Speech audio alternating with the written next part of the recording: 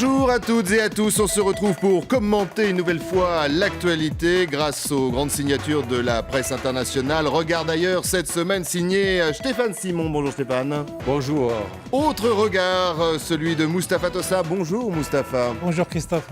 Regard également signé Vibeke Knoop-Rachlin. Bonjour Vibeke. Bonjour Christophe. Et regard, celui d'une femme également, Delphine Denuit. Bonjour Delphine. Bonjour Christophe. Une actualité, vous vous en doutez, largement dominée par un ex-président placé en garde à vue et avec une série de mises en examen, la une de la presse internationale, toute cette semaine d'ailleurs, une actualité qui a fait le tour du monde et peu de compassion, beaucoup de commentaires, parfois sévères de nos confrères étrangers. Nicolas Sarkozy, ex-président mais citoyen comme les autres, une formule qui a du mal à passer à l'étranger et pourtant, écoutez. Je ne demande aucun droit particulier. Je ne veux aucun avantage. Je ne suis pas un justiciable au-dessus des lois, mais je ne suis pas décidé à accepter d'être en dessous de la loi.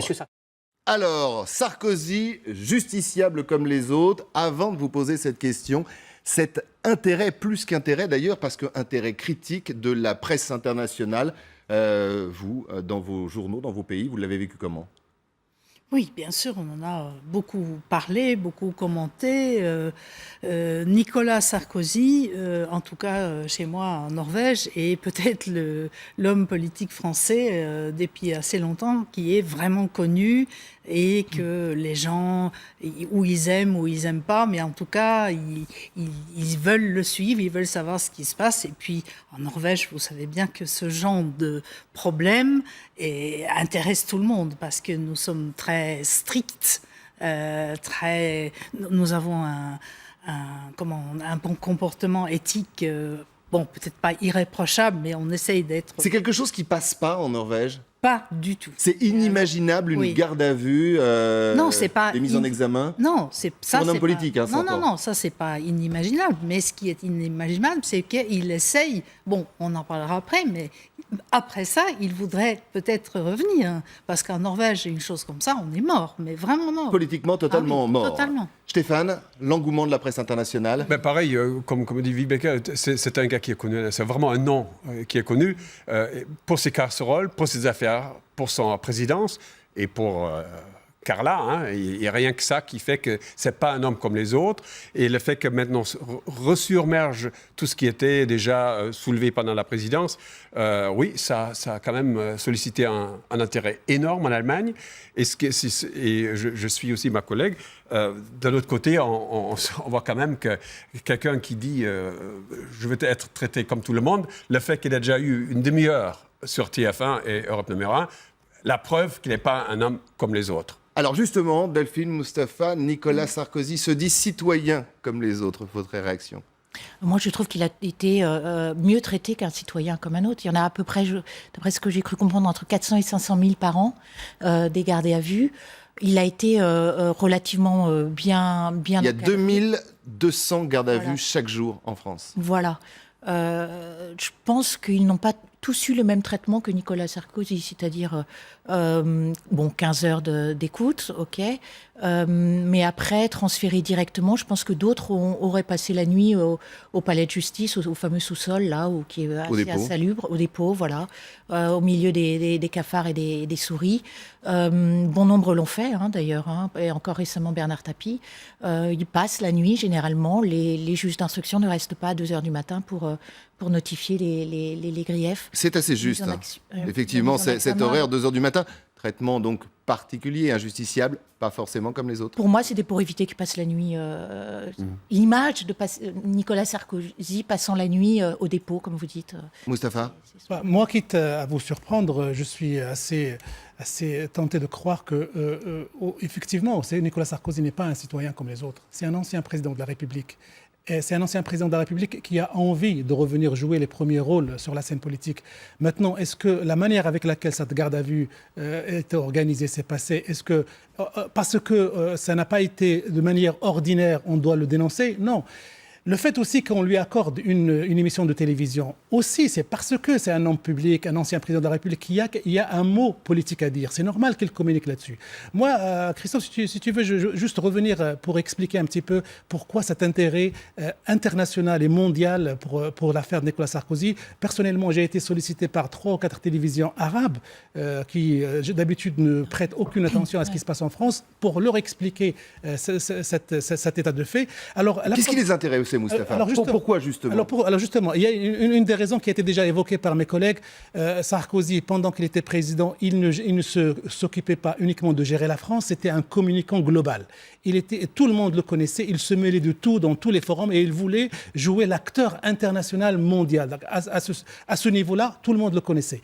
Deuxième raison, c'est la première fois en France qu'un ancien président de la République est pris comme ça dans l'étau d'une garde à vue qui aurait pu déboucher sur de la prison ou sur le fait de passer la nuit dans le poste. Donc, ça suscite un intérêt immense et énorme. C'est un psychodrame. C'est un psychodrame français qui s'est joué à l'international. On a eu le psychodrame, moi je ne sais pas pourquoi. Dès que j'ai vu les images de Nicolas Sarkozy en garde à vue, j'ai eu tout de suite le cliché de Dominique Strauss-Kahn en tête. Et je n'ai pas résisté au plaisir et au devoir intellectuel un petit peu d'établir une comparaison. De faire une comparaison. Ce n'est pas les mêmes affaires, mais j'ai l'impression que ça pourrait avoir le même impact. Dominique Strauss-Kahn a perdu la présidentielle à New York avec cette image de la police, entourée de la police new-yorkaise.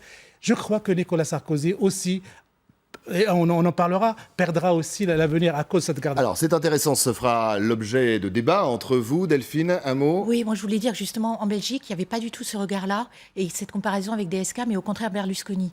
Vraiment, nous on a carrément titré dessus sur la berlusconisation du... Comme 98% de la presse italienne, avec des mots là aussi très durs et des comparaisons très difficiles aussi. Voilà, on n'a pas fait... Oui, parce que justement, on a voulu mettre l'accent sur la moralité, sur l'éthique en politique. Et a priori, en France, ça n'a pas la même vision. C'est pas un fondement important comme ça peut l'être en Europe du Nord. Ce que nous expliquait Vibeke. Oui. Et là-dessus, on rejoint tout à fait la Norvège. Et juste une petite remarque à ce que vient de dire Moustapha.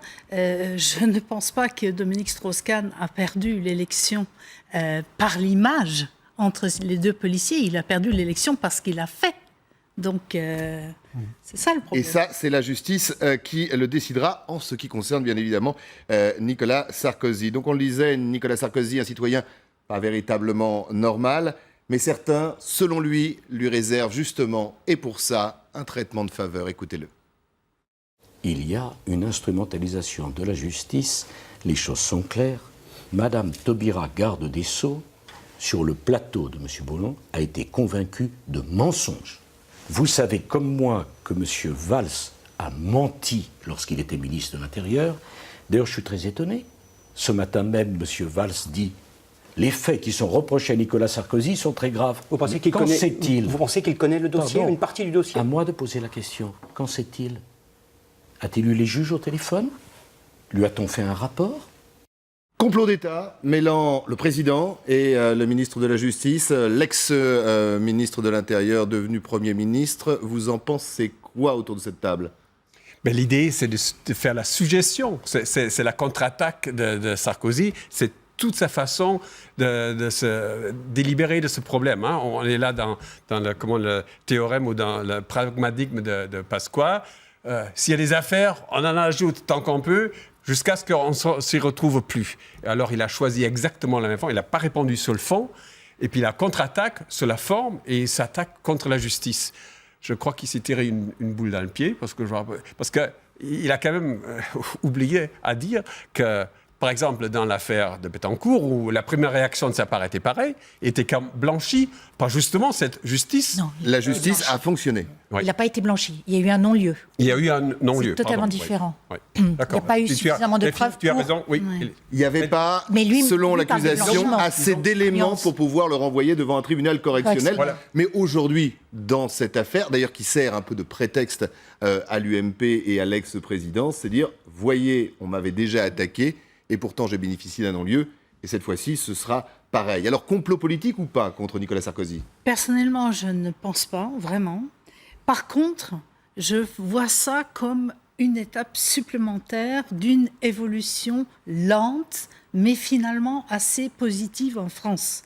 C'est-à-dire qu'enfin, tout ce qu'on appelle les affaires, quelles qu'elles soient, Cahuzac, DSK, maintenant Sarkozy, il y en a d'autres à venir, ça commence enfin à sortir et on n'attend pas 20 ans pour les juger. Alors, avant justement de s'intéresser à l'avenir, parce qu'on en parlera de Nicolas Sarkozy, et quelque part, il nous a un peu, et à vous aussi, répondu sur la question. Après les politiques, on va s'intéresser aux magistrats, impartialité ou pas, élément de réponse signé Nicolas Sarkozy.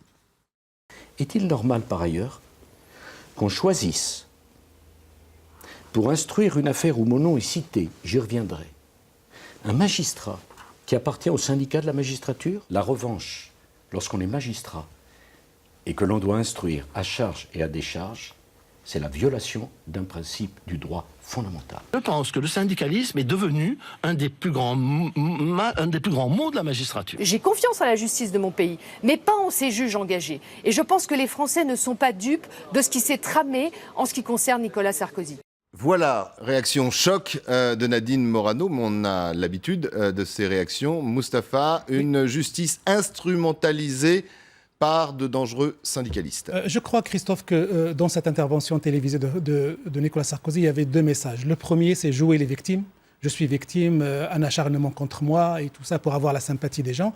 Et le deuxième, c'est porter l'affaire sur le plan politique. Accuser les socialistes de vouloir instrumentaliser la justice contre lui. Alors, tout le monde sait que c'est uniquement de la bonne guerre, de la bonne accusation. Le fond de l'affaire, c'est que les socialistes laissent faire la justice. Et parce que justement les socialistes laissent faire la justice, que la justice fonctionne. Donc attaquer la justice, c'est vouloir absolument jouer les victimes pour pouvoir mobiliser les sympathisants de l'UMP, ses amis, pour dire « Écoutez, on m'attaque, il faut absolument que vous soyez avec moi, que vous me souteniez. » Et donc, il leur donne rendez-vous pour le congrès de l'UMP. Alors, en attaquant de cette manière-là, il prend rendez-vous avec le congrès de l'UMP. Je vous laisse débattre, bien évidemment, sur ce thème. Je précise juste qu'il y a eu des sondages cette semaine. L'un d'entre eux, 63% des Français, estiment que l'ancien président est traité comme n'importe quel justiciable. Ça vous choque, cette magistrature, ces juges d'instruction qui sont montrés du doigt pour leur impartialité ? Oui, mais à l'étranger, en Belgique et en Allemagne, je l'ai vu hier soir, on s'étonne au contraire que Nicolas Sarkozy parle de justice instrumentalisée, alors que lui-même a cherché, et c'est ce qui lui vaut les trois griefs, voilà, la mise en examen pour 3 chefs quand même d'accusation, donc corruption active. Et justement, il a cherché à influencer des personnes de la fonction publique, des magistrats. De hauts magistrats. De hauts magistrats. De la Cour de cassation. Alors, à l'étranger, c'est un petit peu ce côté arroseur arrosé, le suspect qui victimise, alors que justement, il est pris, entre guillemets, la main dans le sac à voir, mais disons qu'il a des charges lourdes de présomption d'avoir mis en cause justement, d'avoir voulu interférer dans la justice. L'arroseur arrosé, c'est une bonne thèse, ça. Comment vous le ressentez dans vos pays respectifs, justement, cette attaque frontale contre, quelque part, ce qui fait partie des institutions de notre République, c'est-à-dire la justice ? Écoutez, c'est quand même impensable que des juges d'instruction, comme tout autre employé d'État, ne pourrait pas être syndiqué. De là, en faire un greffe, c'est pas possible. Et je reviens sur ce que dit Delphine. Et ça, avant l'arrière-plan de justement des faits qui sont rapprochés à Sarkozy, rapprochés, on ne le sait pas encore, c'est pas encore prouvé. Mais il y a quand même un clivage totalement qui n'est pas du tout convaincant dans le sens de celui qui est attaqué. Alors, on va revenir dans quelques instants, bien évidemment. On va parler aussi des réactions, des soutiens, des amis de l'ex-président et puis peut-être d'une motivation. Tiens, écoutez, juste ça. La question de savoir si on renonce ne se pose pas pour moi. À tout de suite, juste après le journal.